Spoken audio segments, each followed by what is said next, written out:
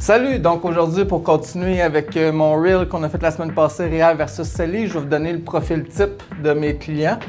Donc on a Jonathan, que je ne connais pas Jonathan, mais Jonathan, 30 ans, je trouvais que ça rimait bien.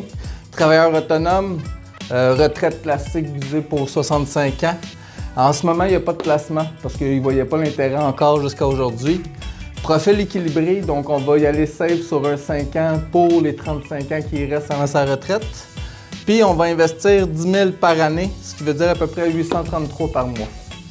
Donc si on fait ce calcul-là, avec la valeur projetée à 65 ans, avec les revenus de rendement de 5 %, on tomberait à plus ou moins 950 000, 1 million. Ah, ça a l'air cool, ça, 1 million, hein? Mais si on le calcule, avec son revenu, comme on disait, à 60 000, on va prioriser le CELI. Donc 60 % dans le CELI, ce qui donnerait 570 000 à 65 ans. Et le REER, 40 %, 380 000. Ce qui fait qu'avec un décaissement prudent, s'il survit jusqu'à 95 ans, bien, ça va lui donner une belle retraite de 38 000 par année. Et on est loin du 60 000.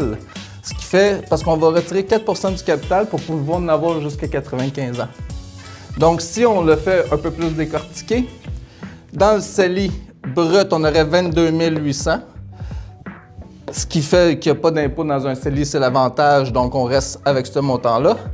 Quand on décaisse le REER, donc on décaisserait 15 200 par année, ce qui donnerait à peu près 3 300 d'impôts, c'est pas si mal, ce qui donnerait 11 900 net.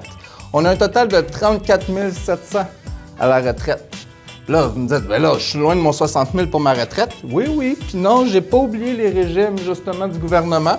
Donc, les belles rentes, hein, on pense que le gouvernement nous aide beaucoup, les belles rentes. Ce que ça donnerait, les rentes avec ce profil-là, ça nous donnerait à peu près un 10 000 par année. Mais il ne faut pas oublier que les rentes, c'est imposable et la Sécurité de la vieillesse du Canada aussi.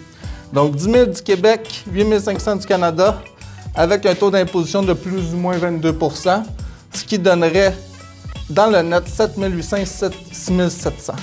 Donc, un gros total brut de 56 500. On paye 10 500 d'impôts durant ces 35 ans de retraite, ce qui nous fait un 46 000 net. C'est pas si mal, on est proche de ce qu'on faisait comme revenu, mais chaque situation est différente. Il ne faut pas oublier que là-dedans, il n'y a pas de compte d'urgence pour s'il arrive quelque chose du vivant pour les 35 années qu'on est en train d'investir.